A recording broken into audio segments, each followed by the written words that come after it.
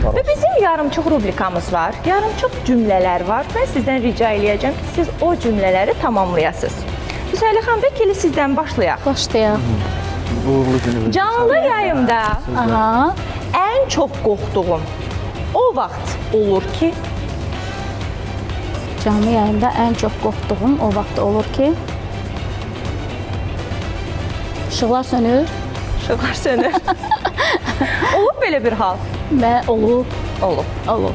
İlkin, Bəli. ilk dəfə böyük səhnəyə çıxanda elə həyəcanlandım ki, Mən ümumiyyətlə səhnəyə çıxana qədər həyəcanlanıram. Səhnədə həyəcanlanıram. rahatlığını biz də hiss etdik. Səhnədə çox rahat idin. Səhnədə İzləyicilərlə söhbət çalışdığım edirdin. qədər elə tam səmimi olmağa çalışıram. Valla həyəcanlı olduğum Avroviziya səhnəmiz olub, ən həyəcanlı olduğum.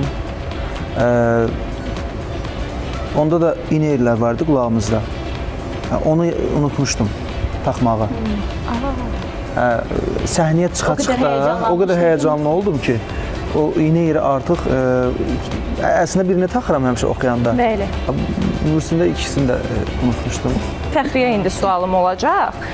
Avroviziya səhnəsində çıxmazdan 5 dəqiqə əvvəl ağlımdan keçən ilk fikir. Yemək.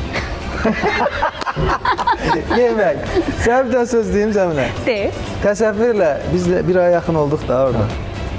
Mən 5 kilo çəki attım, 10 kilo çəki artırdı. O qardaş nə vaxt baxıram yeyir. Abi Niyə elə deyirsən? Canım dedəli bəcək ki, məşq eləməmişəm. Yo, yo. Ancaq yemişəm. Yo, doğrudan. Həyəcandan yeyib də, adam var Stresimi yeyib. həyəcandan. Mən də stressdən Həyəcandan. iştahım ölür. Maşallah səndə Məndə açılışda. Əslində o suala cavab 5 dəqiqə öncəsi mənim qorxduğum mikrofonun və ya qulaqcığın birdən işləməməyi idi və başıma gəldi o.